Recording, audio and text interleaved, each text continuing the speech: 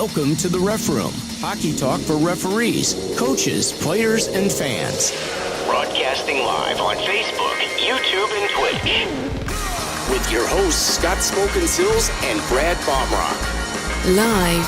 The Ref Room starts right now.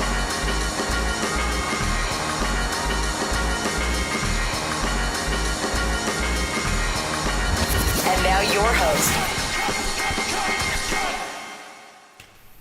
All right, what's up, everybody? Welcome to the Ref Room. I am Smokin Silz, joined by my man Brad Baumruck. We have got a really great show for you today. We missed you guys last week, but it was seminar time, so poor Brad had 120 level ones out there or something like that. So 110 level ones and then 10 level twos. Sorry. Yeah, so a lot of guys trying to get in before we kind of wrap things up for the season, and nobody gets a chance to come in and ref. But we've got some really special guests today, so we're going to avoid the conversation right now. We'll come back to some of this a little bit later. But we are very, very honored to have these two gentlemen joining us. We have Mr. Andy Hudson, who's been on the show before, and one of the NHL great referees, Mr. Tim Peel, is joining us today. Welcome to the show, guys. Thanks, guys. Thanks for having us on. Yeah, we're really excited to have you. So, we are going to take some comments and questions. So if you guys are out there and you want to send in your questions, feel free to do so. Hopefully, Tim will stick around and be able to answer some of those, or Andy. But, Tim, you're one of the legendary referees of the game. I mean, you've got over 1,300 games to your NHL resume. 90-plus playoff games. How did you do it, man? I mean, how did you survive all those years in the NHL? Smoke and mirrors, it's, I try to instill into our young officials in St. Louis that I started it years ago where I brought this work ethic every night, and it didn't matter whether I was working hockey night in Canada on a Saturday night in Montreal, or I was working a Tuesday game in Columbus or Florida. At the NHL level and at any level, and I certainly see it at the amateur level here in St. Louis, because one of the biggest complaints I get from parents and from coaches is the lack of effort from amateur officials. And at the NHL, my bosses, they just knew that, like I mentioned earlier, whatever game it was, that I was going to bring that work ethic. And it was a little thing that I used to do at the end of, when there was an icing, and there was a longtime referee or linesman, his name was Ray Scampanello in the Hockey Hall of Fame. And Scampy would skate down the ice 100 miles a minute. And so years ago, when there was an icing, and I was the official where the puck crossed the line, I'd sometimes grab the puck, or other times I just busted my butt as fast as I could down the ice. And I remember one night in Arizona, Brian Boucher, who's now with TNT, he was the goalie for Arizona, and he looked over at me, he goes, "Peelsy, you're really skating hard tonight." And it's funny because it was a perception that the players had that Tim Peel came to work every night, he worked hard, he wasn't taking nights off. And it was just this, and then I said to Stephen Walkham, who was my boss a couple times, that once you start doing it, it just becomes habit, and it just became part of my repertoire. And I just, and he came to me, ironically, and I'm sure we'll talk about my incident, but I wasn't even supposed to ref last year. I was supposed to be done the year before. And he came to me a year before my contract was over and asked me if I'd come back for another year to work with the young officials. And he said, because your work ethic is contagious with the young officials. And I would always say this in the dressing room. I'd say to the young guys, I go, you might, because I was 54, I was 55 when I retired. I go, you might be a better skater than me. You might be faster than me. I joke with him, I go, but you are not going to outwork me tonight. I said, I will outwork you. And that was a pride thing that I had, that I knew I was getting up there in age, but I did not want anyone to ever think, man, he's really slowed down. He doesn't work as hard anymore. And I took that to my final game. Well, at age 55. That's where I was going to go, Scott. Yeah. Is that okay? Yeah. Number one, to be in the athletic shape that you were at 55, Tim, just is outstanding, because we have officials that are in their late 20s, and they're not nearly in as good shape. And the next thing is, Tim, until you said it, I didn't know that you were 55. Yeah. Yeah. So, like, just to see you on the ice is just utterly amazing. So, Well, hey, thanks to everything you've done for our game and what you're going to give back now, hopefully. No, thanks, Brad. I used this analogy the other day. I said when Connor McDavid was coming down the wing in the last couple of years of my career, I said I felt like one of those turnstiles at the New York subway where I was just spinning around, And the game is so fast now. It's just incredible. It's in such a great place. But if you look at, I've gone to a couple Blues games this year, and I watch the officials, and they're all in incredible shape now, and they can all skate, and their hiring process, right or wrong, but they're hiring a lot of ex-players, and part of that is you've got to be able to skate. And I've had a couple phone calls with some officials the last week or so, actually, that went to the combine, and they asked me for my advice, and I said 2 things that I can recommend to you and to try to help you out is the 2 things that the league really looks at now is conditioning and your skating. And this one young linesman out of Hartford, he said to me, he goes, I'm taking power skating lessons. And I said, that's good, because he's been invited to the combine, I think, 3 years in a row. So he's on their radar, and he's really close to getting hired. And I said, you got it, because he's in great shape. And I said, just keep working on your skating, because if you can't skate now, it's like a player. The old days of Reed Lowe's and Cam Janssens and Aaron Downey's from Detroit, those players just can't play in the league. And I use, not to bore you, but I used this comparison the other day. I said, the only difference between 4th line players now and 1st line players is skill set. I said, there are players on the Toronto Maple Leafs that are on the 3rd and 4th line that are better skaters than Jonathan Tavares. Jonathan Tavares isn't the greatest skater in the world, but his skill set is the reason that he's on the 1st or 2nd line and on the top power play unit. But there are guys that are on the 4th line that are better skaters than him. And so the referees and the linesmen in this league, I'm watching games now. They can just take a look at them next time. They can all skate. It's unbelievable. But they have to, because the game's so fast. Yeah, the game is tremendously fast. I mean, I'm going to be 63 this season. I could feel it. Like, these guys are getting bigger, they're getting stronger, they're getting faster, and they all worked out for like 2 years with nothing else to do. They weren't going to school, so they've all been pumping iron and working on their game, and it really shows. I mean, you even see like the 14-year-old AAA players, and those kids are huge. They've got the skill set. I mean, it's unbelievable, the speed of the game now. That's one thing about the kids too. They're a lot bigger. Because I'm 6'1", and I'm going to tell you this. I've been reffing 23 years, and when I started doing midgets, the kids weren't all this big. Like, I was at least, there'd be like 1 or 2 that were my size. Now you go out there, like, they're all bigger than me, and I'm like, okay, either I shrunk and got wider, which is, a possibility. But just, from working the local hockey. But, yeah, the players are incredibly fast. The other thing about officiating, if you go ever watch the old tapes, the referees, all they did was skate forwards. So, Tim, can you emphasize the backward skating part of officiating? Because I think a lot of officials miss that part. Yeah, that's a great question, Brad. Backward skating is essential, certainly now in the 4-man system. And there's a guy here in St. Louis, and Huddy knows him. His name is John Stambrook, and John started teaching my son at 4 or 5 years old, and there's a reason Bronson, is a good skater now. And I wish I had taken lessons. When I moved to St. Louis 20 years ago, John is now the skating coach for the St. Louis Blues and for their minor league team. And what he really emphasizes is edge work. And I wish I had taken skating lessons from him earlier on in my career, because it really would have benefited me in the NHL and the 4-man system, because there's so much. It's easy skating backwards when you're heading into the zone, but now, as you guys see, there's so much cycle work down low, and because of that, the referees really have to have quick feet.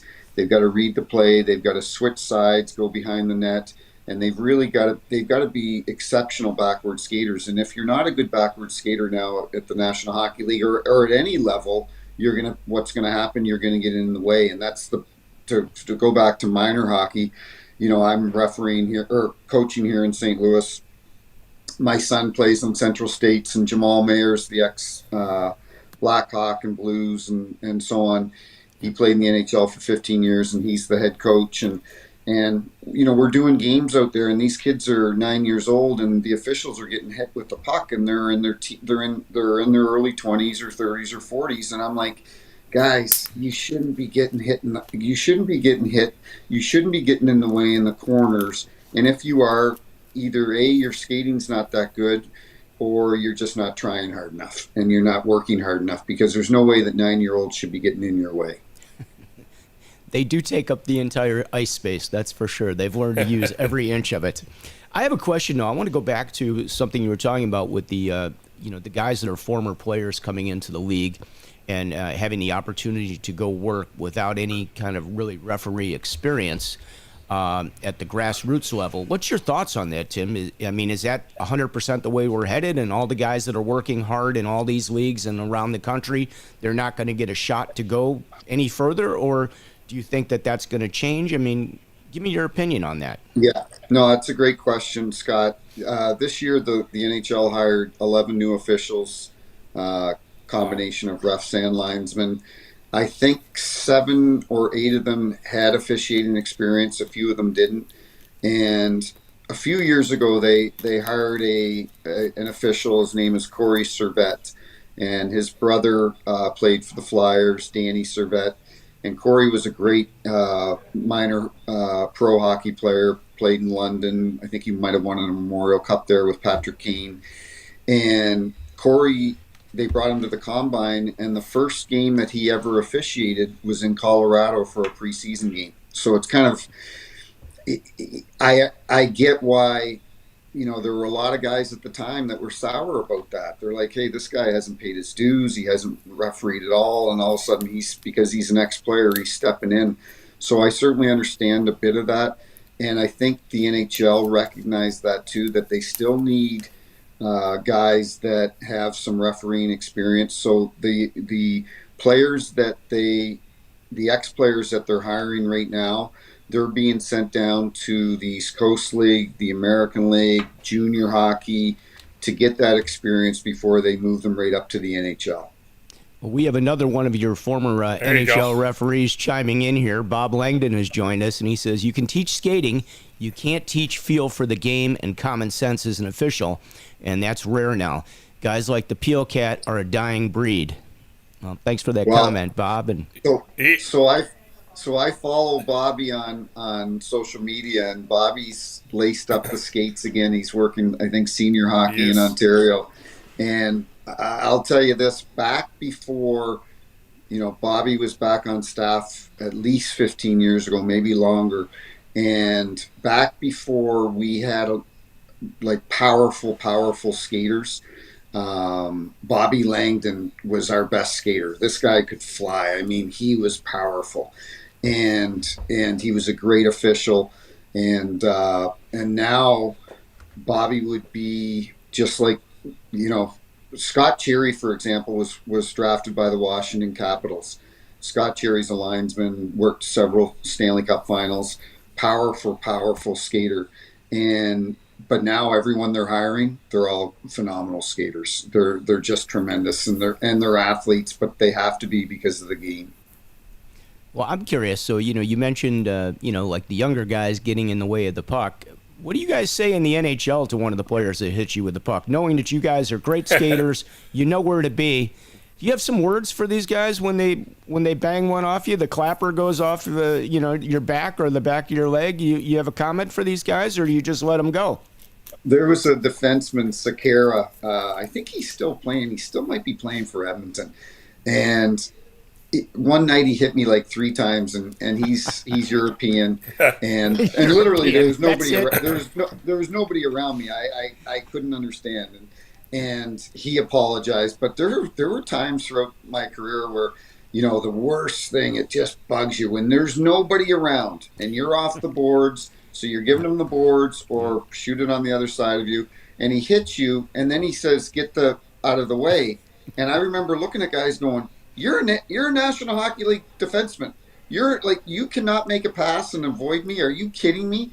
And but a great story with Anze Kopitar. Anze Kopitar is one of the nicest men I've ever met in professional hockey. And there was one night in Los Angeles, I wasn't moving well, I guess, and I got in his way, and he kept the puck. And as he's stick handling, he's now going by me again. He goes, "Watch out!" This is at full speed in a National Hockey League game, and he goes, "Watch out, Pilsy, I'm coming by you again." And so most of the time they're very respectful, but I think when they do chirp it at us, we it does bother us, because we're like, guys, like, sometimes it hits linesmen, and I see them getting mad at the linesman at an NHL game, and it's like, he's on his blue line. Where do you want him to go? He can't. You can't tie him up with a bungee cord and lift him 20 feet up in the air. Like, he has nowhere to go. And I said for years, especially the last few years of my career, I go, if I was a linesman in the National League, I would be shitting my pants every night when the defenseman stepped over that blue line and took a slap shot to clear it in. I would be in the fetal position on the blue line, scared that the puck would hit me. I don't know how they do it every night. It's incredible. Yeah. What about, I don't know how people do it at the amateur level, Yeah, to be honest exactly. with you, because I referee a lot. It's bad because some of the guys think, "Oh, don't worry, I got you." No, I've seen you shoot the puck. You don't know any idea where that puck is going to go. And, they're on the penalty kill. You drop it in the defensive zone. It goes down. You stand there. And where does it go? Right in the back of your leg. Yeah, exactly. But I'm curious, too. What about, like when you've got big hits? I mean, the NHL doesn't have the big hits that they used to have. But, I'm curious, like when you guys are out there and, somebody is going to take a little bit of a run at somebody, and they know that you're right behind that guy that they're going to take that run at, and they take you out, and along with the player that they're trying to get. I'm sure you must have some words for him at that point. Or how do you handle that situation, Tim? Yeah, not really. It's unfortunate we've lost a lot of the physicality in our league, and I get it because the game's so fast now. And what really bothers me, I saw a hit the other day, and it was a open ice hit, and the guy had to fight within 2-3 seconds after he threw the hit for throwing a hard, clean body check. And I don't understand how our game has got to that where now if you lay a guy out with a clean hit that you now have to fight somebody. It shouldn't be like that. And part of that is because it just doesn't happen that often. I've been to a few Blues games this year, and there's a lot of games you go down there and there's not many hits anymore. So it's unfortunate, but it's just the way that our game has evolved. Do you think it's because of the big contracts and nobody wants to get hurt, or do you think it's just a total different way of playing? Because, I think a high school hockey game is way more violent than any NHL game. Yeah, no, I would agree with you on that. I think it's our society now. I saw in a game this year, it was Ovechkin and PK Subban, and they're asking each other how their summer was. And I love both of those guys. PK's a good friend of mine, and I have the utmost respect for Ovi. But back when I was coming up, you didn't hear Adam Foote talking to Keith Tkachuk at a face-off asking them how their summer was. They wanted to kill each other. There was that animosity, and there was those rivalries that were built up, and I think it's just the way the younger players now. Somebody asked me, I saw a comment where John Tortorella said that Connor McDavid need to just shut up and play. And it kind of bothered me because I love Torts, and I can honestly say, I don't know if Connor McDavid, how long has he been in the league? 4 or 5 years?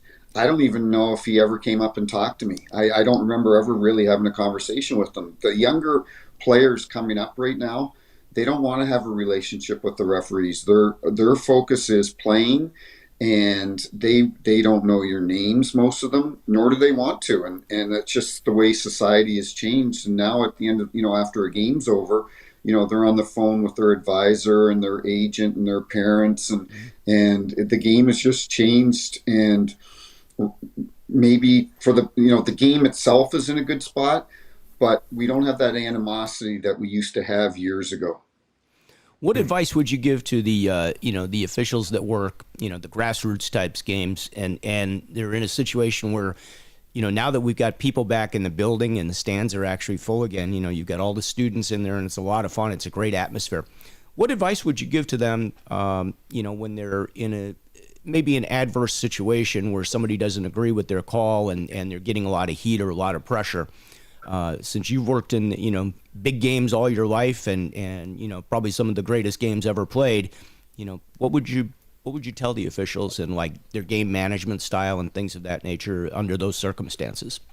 I think, and it really doesn't change whether you're doing an 8U game or a Pee Wee game or squirt game, high school game, or an NHL game. It's all about communication. And the most successful refs in the National Hockey League, you look at Kelly Sutherland, Wes McCauley, they've worked the last 7-8 Stanley Cup finals, and it's because they're great communicators. They know how to diffuse a situation simply by communicating and having a good relationship with the coaches and the players. And I understand at the high school level, you're not going to necessarily know the players' names and so on, but I think going into any game, such as you mentioned, Scott, a high school game, it's important for you to know the coaches' names and maybe know the captain's name so that you can communicate with them properly. And, I always had a good relationship with the coaches, or I tried to have a good relationship with the coaches, because if I could come over and bring the temperature of the game down by coming over and communicating well with them, then usually that would diffuse the situation. Because if you don't have a relationship, or if you don't know how to communicate properly with the coaches, it's just going to escalate and really get out of control. I think that's great advice, and I think that you'll find that most of our officials that have been around for a while that work they work high school, they work AAA, Central States. They know most of the coaches. They do have some rapport with them, and they are able to get through those situations. I think that the bigger problem probably comes at the younger levels with the the squirt and the Pee Wee coaches. To be honest with you, that seems where it seems to be a little bit more challenging for everybody. I've got a good story. So Jamal Mayers, as I mentioned, we coach the Central States team here in St. Louis, which is the top 2012 team. And we were in Chicago a few weeks ago and we scored, and it was this guy had to be 50, 55 years old. And we scored, and the coaches from the other team started yelling at him, and probably a good 10 seconds later, he waves off the goal. So then he decides he's still going to take the face-off in their end, which if he waved off the goal, he probably should have taken it out in the neutral zone. So he waves off the goal, and now he's getting ready to take a face-off, and Jamal and I, obviously now we're getting upset, and we're asking him to come over, and he wouldn't come over and talk to us and explain what happened. And I said to him after, Jammer's freaking out. I'm like, let me handle it. And I went up to him after and I said, we can talk about penalties, non-calls, whatever. I said, that's not what I'm here to talk about. I said, for you not to come over and explain exactly what happened, I said, and this, I wouldn't have said this to a 20-year-old kid or a 16-year-old kid, but I said it to this 55-year-old man. I said, what it showed to me is that you had a lack of courage. He didn't like that. I thought that was a good little shot, eh? I go, you had a lack of courage to come over and explain exactly what happened. And he goes, well, that's because you were yelling at us. I go, we were yelling at you to come over to explain to us what happened. So I understand why parents get upset. And I've said to Jamal the last few weeks, I go, we can't focus. And this is funny. So we're on this group chat with all the parents. And after that weekend, one of the parents sent out a couple clips of missed calls and an offside goal and whatever. And I sent out a clip, and I heard crickets after. I sent out a message after, and I heard crickets because they knew I was pissed off. I said, quit complaining about the officiating. I said, good teams do not complain about the officiating. I said, because one of the clips they sent me, it was an offside, and my exact comment to them was, "This is a tough call for an NHL linesman, let alone an amateur linesman in a two referee system where he's not on the line."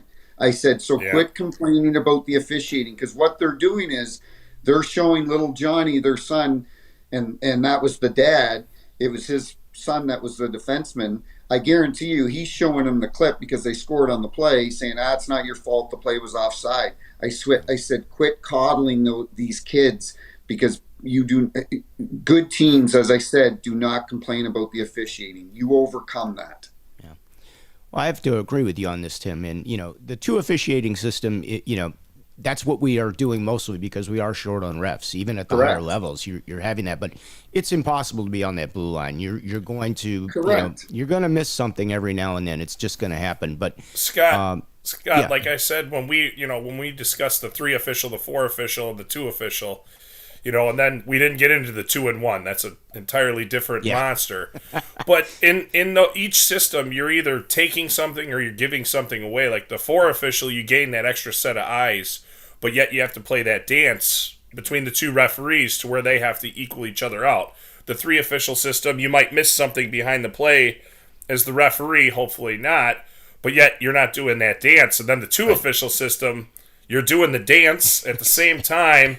You're also trying to cover 2 blue lines, and you're giving up the blue lines. It's just the way it is, and it's unfortunate that we have to do it that way. But I agree. Look at the NHL right now. They brought it to where the blue line is just break the plane with the skate now, instead of actually being on the ice. Well, yeah, when they break it down to a millisecond of videography and the linesman's 85 feet away, how's he going to see it when the guy's foot's this high off the ice? It's nearly impossible. So I do have to comment in the NHL. I think that's great that they got that breaking the plane rule in there, because there were so many goals overturned by a high-speed camera. Like, it makes no sense. But, Tim, I agree with you. My kids both play U10. And, the parents on my team, fortunately, they're great. We don't have any issues. But I had it a couple years ago, and people would turn and look at me every time something would happen. And I'm like, the kid's 12. And he's by himself on top of it. What do you want? Did he mess it up? Sure, I'll give you the satisfaction of it. Does it change anything anyways? No. But they're learning. I mean, they are in a development program too. They are learning. They are learning how to navigate, the ice surface, how to get in position, how to watch for certain things. I mean, we have players that don't know which side of the ice to line up on, and we don't go over and belittle them. And, the coaches expect that 12-year-old or 14-year-old official that's got 10 games under his belt, is able to navigate everything. I mean, it's unbelievable. Speaking of teaching, Scott, after you do this, Tim, I want to get into the Tim Peel referee camp that yes, absolutely. It's coming up fast. Yes. Let me put this up here. I'll block us out. But our referee in chief, Eric, says, Tim, what are some great tips for a level 1 official to come out of their shell? Whoops, it disappeared on me. Hang on. Come out of their shell and communicate with the benches. So maybe you can answer that one. Uh-oh. Did he mute himself? Tim, did you mute yourself? Yeah, Tim, you muted yourself somehow. Not sure. You can't hear us, but yeah, it's showing up on my screen that he muted himself. Can you hear it? Uh-oh. Yeah. Dial back in. Call back in. It worked last time. Well, Andy, we'll start with you. Sure. You could start with the Tim Peel part. Andy's going to talk about the Tim Peel camp right now. So, Andy, take it away, my friend. I've been sitting here listening this whole time, and whatever Tim has said... Yeah, he just disappeared. He's going to come back in. Go ahead. I'm sorry. Hopefully. Everything that Tim has said so far is right on, and just to Eric's question about how can young officials get out of their shell, I mean, it's all about having some confidence going over to the bench, having a plan in their minds with what they're going to express to the coach, and then ensuring that coach steps down off the bench and talks eye to eye, I think is crucial. So that the coach doesn't have that dominating position, and say what you need to say, be cordial, thank you, please, and thank you, and then get out of there and get the game moving. A moving puck is our friend, right? If that puck is moving, the kids are playing, the coaches are coaching, and we get to ref, and coaches don't have time to kind of complain. But you teed up the Tim Peel referee camp, and I don't want to steal your thunder here, Tim, but a couple years ago, Tim and I got to know each other pretty well through serving together on the board of our scholarship foundation here in St. Louis, which is called the Bill McKenna Memorial Scholarship Foundation. And we had a golf tournament for many years, and we still do have a golf tournament to raise funds for it. And I had this idea for a couple of years saying, man, we should do something different that's really unique, that ties in officiating, it ties in fundraising, and on like fellowship and stuff like that. So I brought it to Tim and I said, I want to do a referee camp. And Tim said, I think it took you a couple of years, Peelsy, to come around. And finally I put him on the spot and said, we're going to do it this next summer. And he said, I'm in. So it's the Tim Peel referee camp. We've had it 2 years now. We had to take a year off for COVID. But it's been fantastic. I mean, it's been an amazing, amazing event. We focus on the grassroots officials, those like 14 to 20-year-olds especially, and we get some officials that have only worked a season. We do have some officials that have been around for a number of years. We get adult officials that attend, and it's just, we challenge the kids, we put them in situations, we teach them some great stuff. The instructors are fantastic, outstanding, but the main thing is they have fun and they make new friends, and it just kind of charges their battery up for the upcoming season. Can you guys hear me? Yeah. Yeah. So, I'm very lucky because if you know Andy at all, Andy is a very detailed person, and he basically runs everything. He organizes everything. He's got the agenda. He's got we put together a great staff here in Joe Sullivan, who works D1 hockey, Scotty Bockel, the Bethman boys, Cam Fleming, guys that have really worked a high level of hockey. And it's a great camp. We have a brand new facility here in St. Louis called the Maryville University Hockey Center. Maryville University plays out of it. It's a brand new rink, 2 ice pads, just state-of-the-art facility. It's beautiful. So we had it out of there last year. And the camp, it's fantastic. The kids we have a phenomenal time at it, and they're really engaged. We have games for them to officiate. They all get to officiate a game on the final Sunday in which we can supervise them and try to help them out a little bit. And then all the money, a lot of these referee schools, sometimes it's a money grab for the organizers and the people that are doing it. And Andy and I don't get paid. None of the instructors get paid. And I think we raised last year, we have a lot of sponsors. And last year we raised between $10,000 and $15,000. And what's fantastic about it is it goes to the Bill McKenna Foundation. And Bill McKenna was a longtime official here in St. Louis. His grandson is Mike McKenna, the former goaltender. And so Mike is ecstatic that we're carrying on his grandfather's legacy, and all the money we raise goes to the Bill McKenna Foundation. And then we hand out scholarships to young officials in the area to pursue their post-secondary education, whether it be trade school, community college, university, whatever wherever they want to go. We'll hand out 8, 10, 12 scholarships depending on the amount each year to young officials in the area. So it's a great cause, and we just have a phenomenal time at it. My wife said to me after the first year, she goes, maybe I was grumpy, I don't know. She goes, man, you're in a good mood. And I go, I love it. I go, it's so much fun. It's contagious being around these kids and having fun at them or fun with them. And last year I brought in Joey Vitale. He does the radio and some TV work for the St. Louis Blues. He played for the Penguins, played for Arizona. He's a local kid. And I brought him in, and the year before we brought in Cam Jansen, and last year we brought in Joe Vitale. And Joe comes in and pumps them up and, just talks about officiating and life and so on. And I wanted him to come in and speak to the officials to start off camp, because I knew they would eventually want to hear my story, but I didn't want my story to lead off the camp. I wanted it to be upbeat and so on.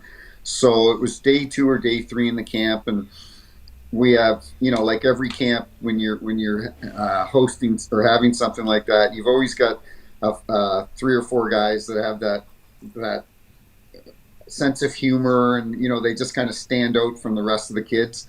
And one of them gave me a little shot about Victor Arvidsson, and Victor Arvidsson was the guy that I called the penalty on in Nashville.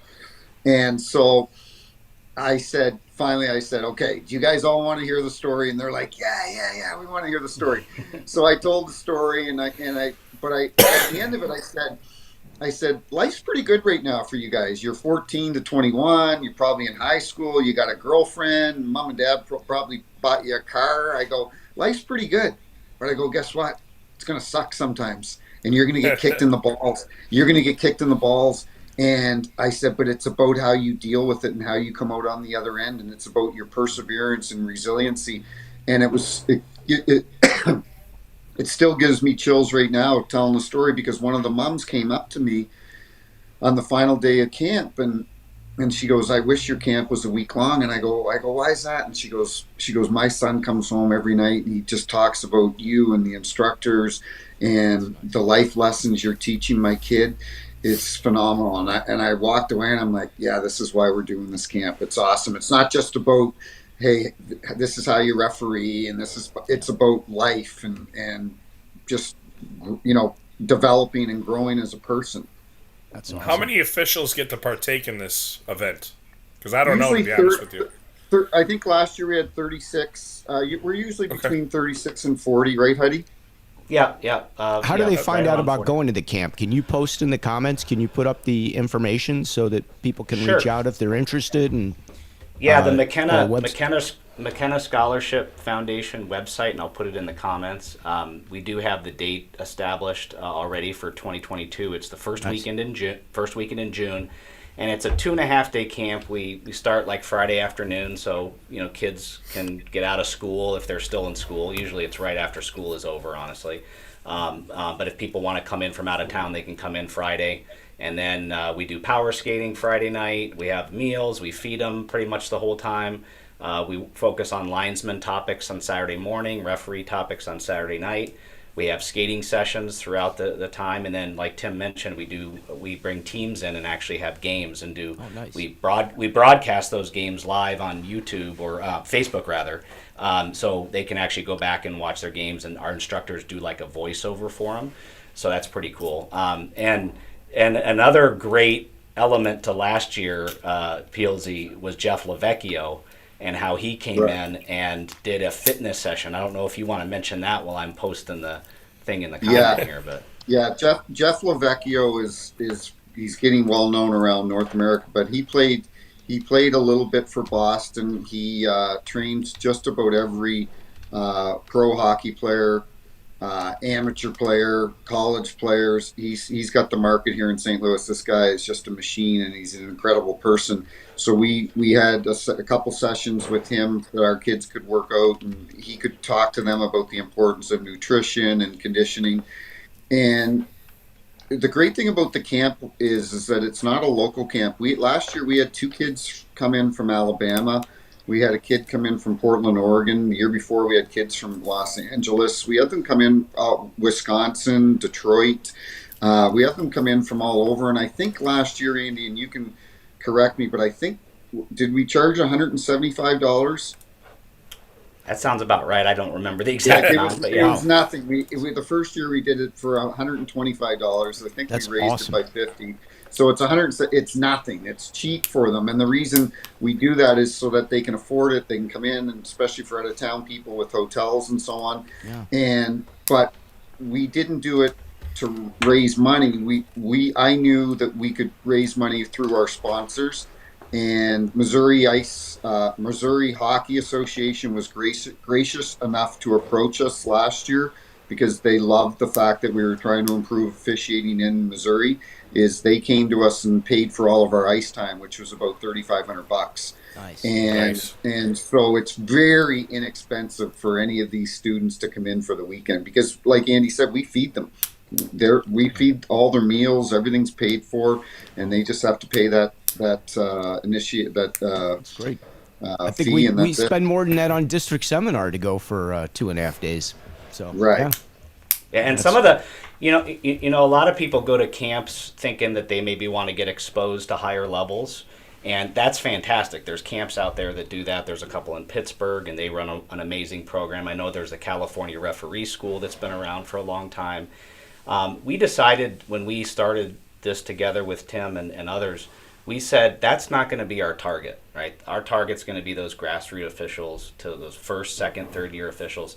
That said, some of the officials who have participated in our camp the past couple of years have actually gone on to do kind of bigger and better things. The one that comes to mind mainly is Josh Horowitz, who was in our first camp, and he worked his first North American Hockey League game in Janesville, Wisconsin, I think maybe, 2 or 3 weeks ago, Peelsy? Yeah, 2 weeks ago. And a guy who was in our camp last year, I don't know if you even know this, Peelsy, I think I texted you this, is got picked up by the American Hockey League as a linesman. So, we have that opportunity. What was his name? What's his name, Huddy? Oh, shoot. You're going to put me on the spot. I can't remember. That's awesome. Yeah, but like you mentioned the instructors with like Joe Sullivan, who's well connected and works high level NCAA hockey, but also Sean Morgan, who is a longtime official here, and he's the manager of hockey operations for the USHL, not just on the officiating side, but so we have those connections, and let's face it, like anything, officiating is about building relationships and networking and getting your name out there. And sometimes all it takes is a phone call from somebody like Peelsy, somebody like Joe Sullivan, Sean Morgan, to say, hey, I met this kid at the camp. He's a nice guy. He seems like a trustworthy, respectful person. Let's give him a shot at the higher level. And that's all that somebody might need to get that chance. Back to your Jeff Lavecchio question or comment there, Peelsy. Lavecchio is a pretty popular name up in Chicago, isn't it, Scott? Which one? Lavecchio? Well, yeah. Lavecchio. Brad knows who we're talking about. Brad probably knows. Yeah. Sorry, I'm over here dying. Yeah. I'm having a good time listening today, to be honest with you. And Andy, I forgot to mention Addison Brush is one of our other instructors, and he's an integral part of our camp. He was a linesman in the American Hockey League, so these kids are getting top-notch instructors. I skate around and smooze and talk to the kids, but these instructors, Joe Sullivan. There's a reason he works D1 hockey. I said to Andy and to Joe, I said, you have to be a part of our camp every year because he's a phenomenal skater, and our power skating is a big part of that camp. That's just not the officiating side of it. Yeah, So we're he's a big on pretty good power golfer skating too, and isn't big he? on edge work and all that. We've had Kevin Delaney, who's the Blackhawks. Yeah. He's the skating coach for them. He's been on the show here before, and I highly recommend anybody to go take some of those classes, man. They do them every week. You want to learn edge work. These guys are great at it. It makes a huge difference. And I'm going to post this one more time here for you guys. Thank you. So that you can get the information to find out about doing the camp. And again, that's June 1st. Is that correct, Huddy? It's the first weekend in June. First weekend in June. Yeah, I think it's June 2nd through the 4th, if I'm not mistaken. 3rd through the 5th. Yeah, 3rd through the 5th. You know what's amazing is all those guys that you guys use as instructors, and Andy too. Scott Bockel was at my regional camp as one of my instructors, and then all those other guys I've skated with along the time. So it's nice to hear those guys are still all involved. Some of us keep in touch, some of us don't, but it's good that they're involved and they're giving back. So give them a hand, give you guys a hand for even doing it. Thank you guys for doing it. Scott, you got some new graphics and all kinds of stuff going on today. You're really throwing me off. Hey, we got Tim Peel on the show and Andy Hudson. We got to do something to change it up a little bit, right? So, all right, we just throw a few graphics up for you guys. I got one thing I want to ask Tim. Tim, what's your opinion on this biting incident that just happened in the NHL? I think it's disgusting. I'm on this show called The Daily Face-Off with Frank Saravelli and on Monday, and I'm surprised that he only got 5 games. I thought that he should get minimum 10. The last person, I'll tell you how prevalent biting is in our sport. The last person to get suspended for biting was Jarkko Ruutu. He played for the Ottawa Senators back in 2009, so 12 years ago. and he bit Andrew Peters from the Buffalo Sabres, but he bit him on his glove, and he received a 2-game suspension. And I said the other day that the two things that I find disgusting in pro sports is if a player spits on another player or if a player bites another player. And I have zero respect for Brendan Lemieux. I think he's a dirtball. I refereed him. He has no respect for the officials. He has no respect for his opponents, and that basically solidified my assessment on him when he bit Brady Tkachuk, because it has no place in our sport or any sport. I agree. Yeah, we've seen some spitting incidents. I've had that before in like the handshake line. It's not pretty. No, it's disgusting. It's disgusting. Yeah. Absolutely repulsive. I don't know where guys even come up with that idea to do something like that. I really don't. I had a guy in a NCAA Division III game loogie in the other guy's eye. And I was the linesman, and I was right there, and I'm like, I'm getting out of the way. Because I thought that guy was going to kill that guy with his stick. The guy was so shocked that it even happened, he just stood there. Yeah. Like, right. I was like, disgusting, and then it's like, okay, you're getting a penalty because you guys were together. I kind of need you to go to the box now. It was kind of an awkward conversation because I just saw this guy get loogied on. And then I'm like, hey, yeah, you're still penalized. Can we get moving because the league watches all the games? Can we get this? But I think it's an absolute disgrace, especially at the NHL level. I mean, I'm sorry. Like, I know there was a player that was drafted by LA that was playing for the Chicago Steel, and he bit a player a couple years ago.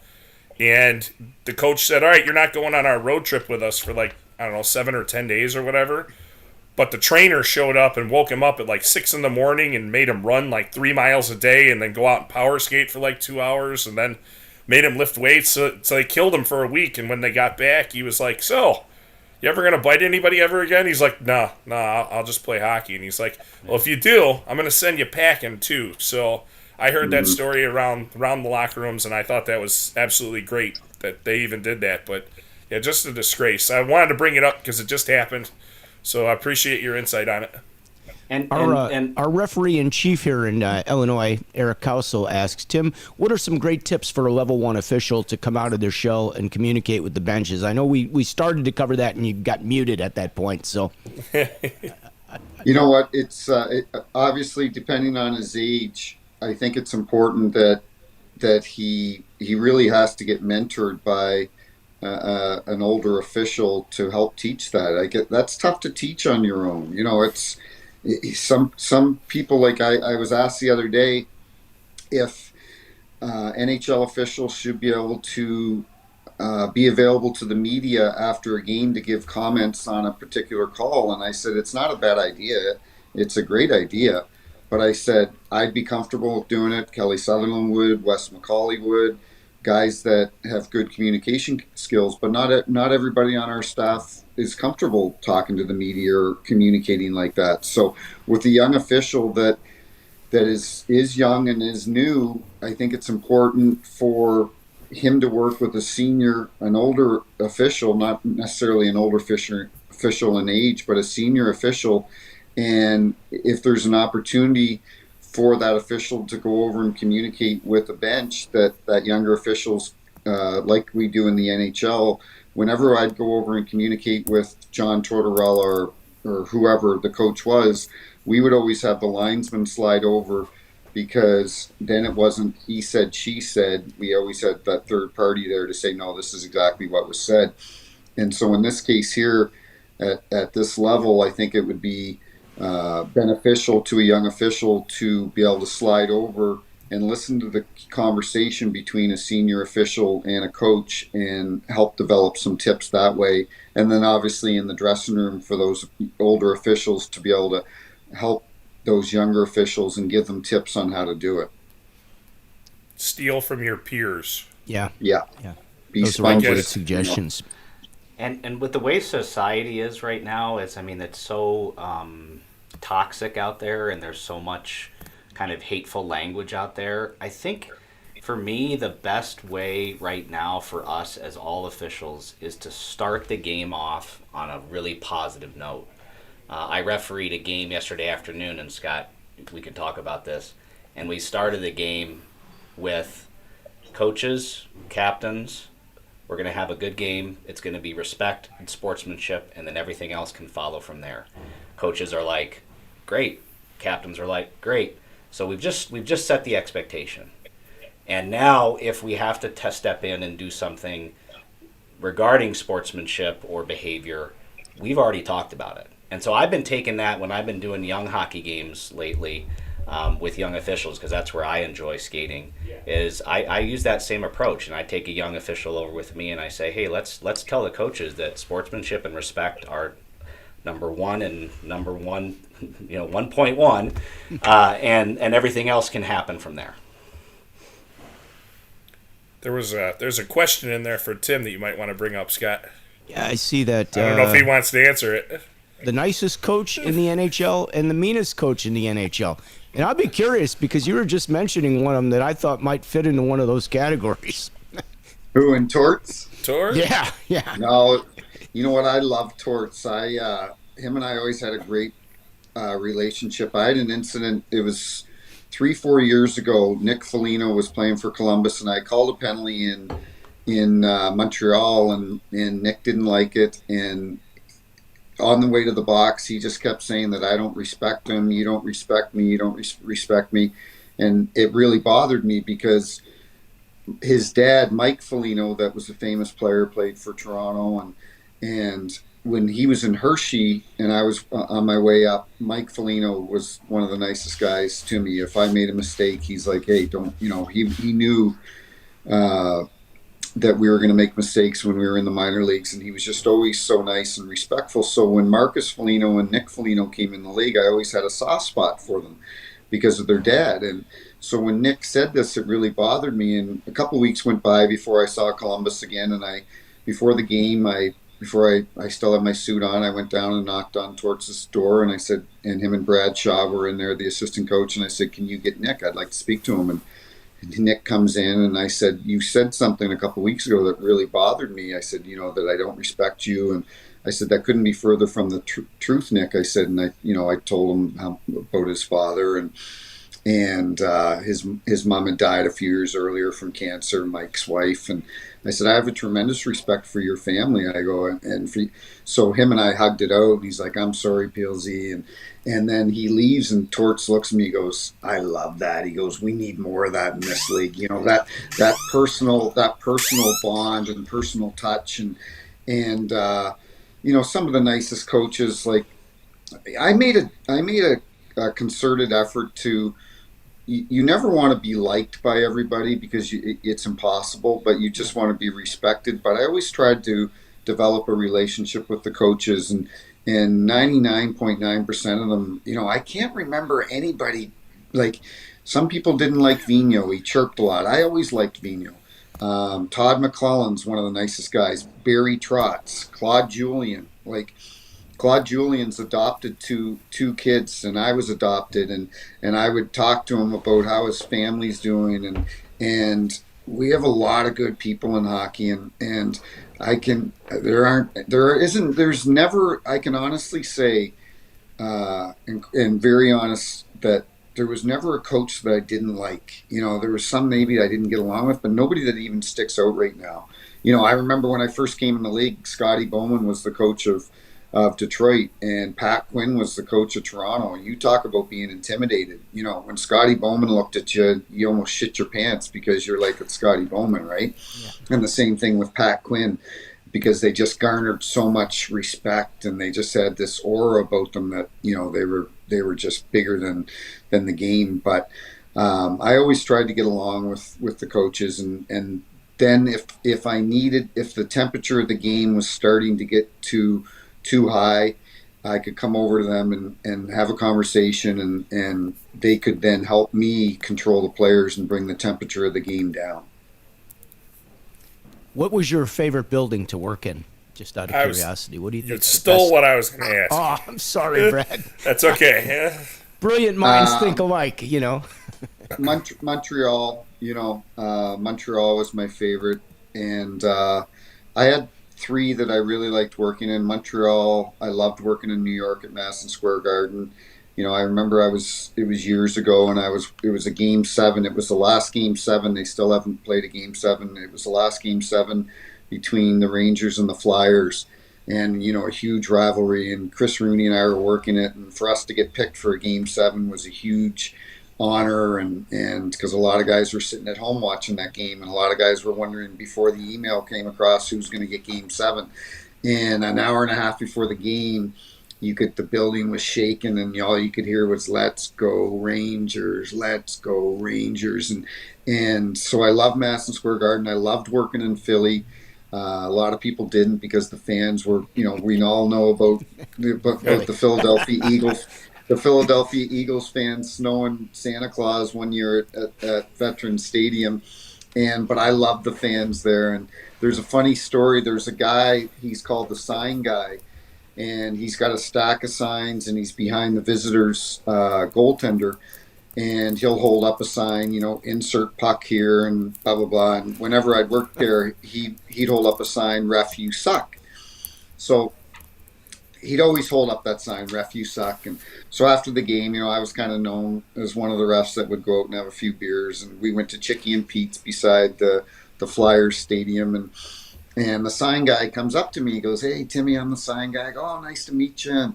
And we closed the place down and, drank a bunch of beers and had a blast.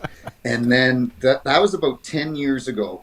And I would always say to the guys in the room, "Watch the sign guy when we come out." And from then on, I swear to God, he would hold up a sign and say, "Welcome back."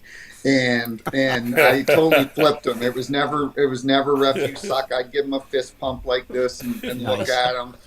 And so I loved those 3 buildings.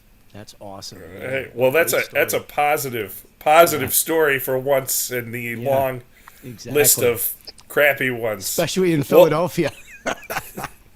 Well, Scott, we've actually kept these guys longer than we told them. Unfortunately, Tim, sorry, boys. Thank you very much. No, thanks for having us, boys. I got one more question. This is going to be a little off the cuff, a little weird, I guess. But the NHL refs look so great on TV. Like, the uniforms are always like spectacular. You order a CCM jersey, you can get a 48, a 50, 52, whatever the case may be. I mean, what do you guys do in terms of alterations to get the jerseys to look right? I mean, one of the things that bothers me as an evaluator is watching these guys that pull the waistband down and make a mini skirt out of it or whatever. But, the NHL jerseys are nice and short. They look awesome. The pants are fitted well. What do they do for you guys to get all that stuff together for you? You know what? That's not a peculiar question. It's actually a great question, because I've even talked about that at our ref camp about, looking the part out there, and I've got a couple. Perception is everything. Perception is everything. Perception is everything. I was on Missing Curfew the other day with Shane O'Brien and Scotty Upshaw, and Shane said to me, he goes, "Peelsy," he goes, "first time I looked at you," he called me a National Leaguer. He goes, "I looked at you, first time I ever saw you, and I go, that looks like a National League referee." And I would always, and most of our guys do, I'm going to say 90, probably 100%. I would always get my shirts tapered so they weren't baggy. I'd always shorten them about 1.5 inches, 2 inches. I'd have my pants tapered so that they weren't baggy and so on the bottom. And that's a funny question you asked, because years ago there was a referee that I worked with. His name was Dean Warren, and he eventually got let go. So I'm working a game in Ottawa, and it was minor hockey week for the officials. Well, for minor hockey, but the officials, we had 4 officials come in our dressing room, get dressed with us before the game, skate out on the ice for warm-up, stand there at National Anthem. And actually, Julian Fournier, who is a linesman in the National Hockey League right now, showed me a picture. He was one of those kids when he was 16 years old, and it's him and I standing at center ice, and now he's in the NHL, so it makes me sound old. But so anyway, we're doing the game, and there was a player that played for Ottawa. His name was Chad Kilger, and his dad actually refed in the NHL. He was a linesman, Bob Kilger.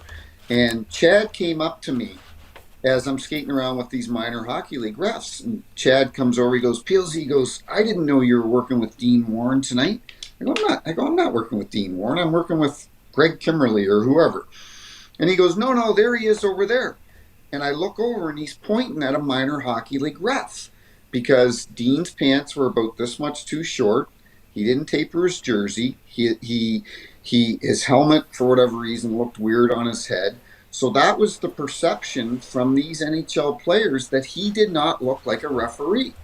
And I was one of the last few guys to put a visor on because eventually we had to because of our CBA.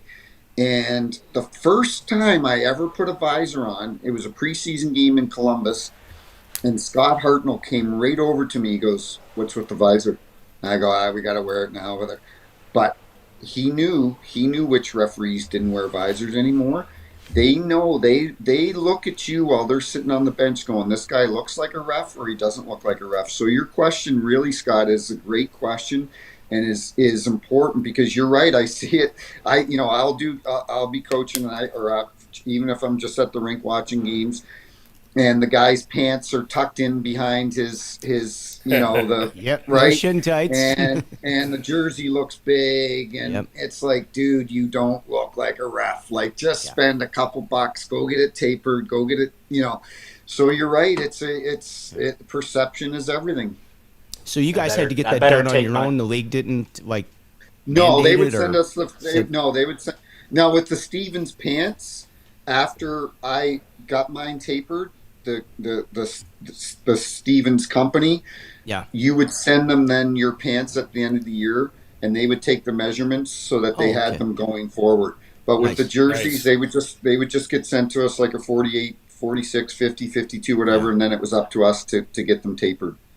But that's funny that you picked up on that, Scott. That our guys look like that on TV because you're absolutely right.